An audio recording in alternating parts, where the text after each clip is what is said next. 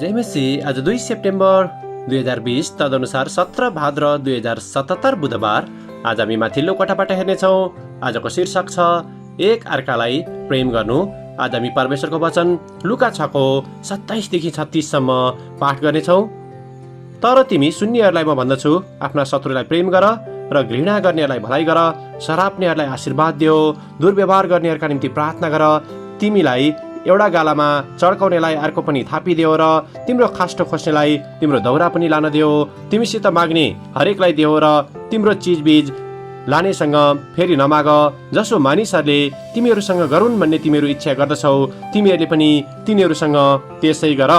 तिमीहरूलाई प्रेम गर्नेहरूसँग प्रेम गर्दछौ भने तिमीहरूलाई के लाभ भयो र? किनकि पापीहरूले पनि आफूलाई प्रेम गर्नेहरूसँग प्रेम गर्दछन्। तिमीहरूको भलाइ गर्नेहरूलाई भलाइ गर्दछौ भने तिमीहरूलाई के लाभ भयो र? किनकि पापीहरूले पनि त्यसै गर्दछन्। यदि फिर्ता पाउने आशा राखेर कसैलाई ऋण दिन्छौ भने तिमीहरूलाई के लाभ भयो र? किनकि फेरि उति नै पाउने आशा राखेर पापीहरूले पापीहरूलाई ऋण दिन्छन्। तर आफ्ना शत्रुहरूलाई प्रेम गर र तिनीहरूको भलाइ गर, फेरि पाउने आशा नराखी ऋण देऊ र तिमीहरूको इनाम ठुलो हुनेछ अनि तिमी सर्वोच्चका सन्तान ठहरिनेछौ। किनकि उहाँ बैगुनी र स्वार्थीमाथि कृपालु हुनुहुन्छ। तिमीहरूका पिता कृपालु हुनुभए झैं तिमीहरू पनि कृपालु हो। आमेन। लेखक यूहन्ना 15:12 लाई यहाँ जोड दिनुहुन्छ। मेरो आज्ञा यही हो कि मैले तिमीहरूलाई जसरी प्रेम गरेँ तिमीहरूले एक अर्कालाई त्यसरी नै प्रेम गर। आमेन। लेखक आफ्नो अनुभवलाई यहाँ यसरी वर्णन गर्नुहुन्छ। जब म 11 वर्षको थिएँ त्यस बेला हाम्रो मण्डलीमा एउटा नयाँ परिवार मण्डली सदस्यको रूपमा आएको थियो। एलेक्स उक्त परिवारको 13 वर्षीय छोरो अलि बदमास किसिमको थियो।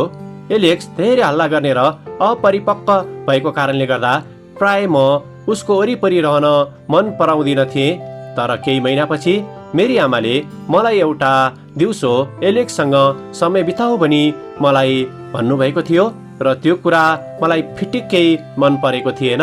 यद्यपि मेरी आमाले उक्त कुरामा मलाई कर गर्नु नभए तापनि उहाँले एलेक्सको धेरै असल साथीहरू नभएको कारणले गर्दा त्यसो गर्नु उपयुक्त होला पनि मलाई बताउनु भएको थियो। साथै परमेश्वरले पनि मलाई उक्त कुरामा झकझकाइरहनु भएको महसुस गरेको कारण अन्तत मैले आमाको आज्ञालाई मान्न राजी भएँ।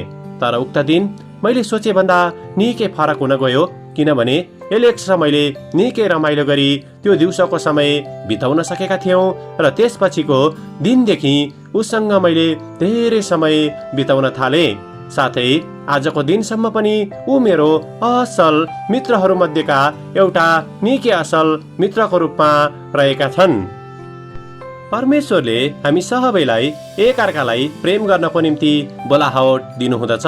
म विश्वास गर्दछु कि परमेश्वरले हामीले ध्यान नदिएका त्यस्ता अवसरहरू हाम्रो अघि धेरै पटक राखिदिनु हुँदछ।